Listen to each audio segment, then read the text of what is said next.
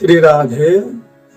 गोपाष्टमी का व्रत सनातन धर्म में गोपाष्टमी व्रत को भी बहुत महत्व दिया है। जब नंद जी के घर कृष्ण का प्राकट्य हुआ, यानी मथुरा से जब जन्म लेकर के रात्रि में ही गोकुल पहुंच गए, और जब प्रातःकाल सबों को पता चला तो उनका नामकरण संस्कार आदि किया गया। उसके बाद जन्म से ही यानी छठी के दिन से ही कंस ने पूतना आदि अनेक राक्षसियों को भेज करके कृष्ण को मारने का असफल प्रयास किया। इन सब चीजों से ऊब करके नंद जी विचार किए अपने लोगों के साथ, इस जगह को छोड़ देना चाहिए। और ऐसा विचार करके सभी लोगों को लेकर के, अपने गैया आदि को लेकर के वृंदावन पहुंच गए।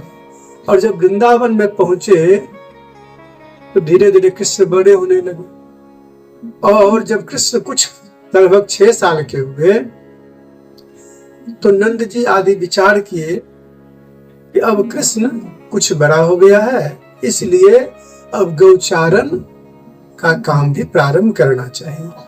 ऐसा विचार करके एक सुंदर मुहूर्त दिखाया गया अपने आचार्यों के द्वारा, और जो मुहूर्त था वो गोपाष्टमी का दिन था, यानी कार्तिक शुक्ल पक्ष अष्टमी तिथि निर्धारित की गई। इस बार भी बुधवार 29 अक्टूबर को गोपाष्टमी का व्रत है। गोपाष्टमी का व्रत का महत्व इसलिए भी अधिक है क्योंकि भगवान कहते हैं कि गौ ब्राह्मण हितार्थाय, गौ ब्राह्मण आदि के हित के लिए ही मैं पृथ्वी पर अवतार लिया। इसलिए गोपाष्टमी के दिन सनातन धर्म मानने वाले लोगों का कर्म क्या करना चाहिए, तो प्रातः काल उठ करके अपने नित्य क्रिया करके स्नान आदि करके गैया को सुंदर से स्नान कराना चाहिए, सुंदर उसमें उसको श्रृंगार करना चाहिए, पीले वस्त्र उसके शरीर पर उड़ा करके उसे तिलक लगाना चाहिए और मीठा भोजन कराना चाहिए। इस गोपाष्टमी का वर्णन कूर्म पुराण में विशेष रूप से दिया गया।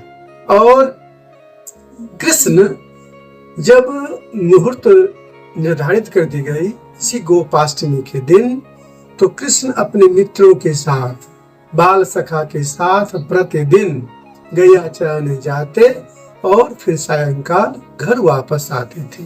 इसलिए ये गोपाष्टमी का व्रत का मुख्य उद्देश्य है कि अपने सनातन धर्म में गावो विश्वस्य मातरम, गाय को विश्व की माता कही गई है, इसलिए गाय का पूजन करना है, भक्ति भाव से उन्हें नैवेद्य भोजन कराना है, और जो कुछ हो सके हरा चारा आदि उसे भोजन करा करके उन्हें प्रणाम करके आशीर्वाद लेना चाहिए। जो ऐसा करते हैं उन्हें धन वंश की कभी कमी नहीं होती है। जय श्री राधे।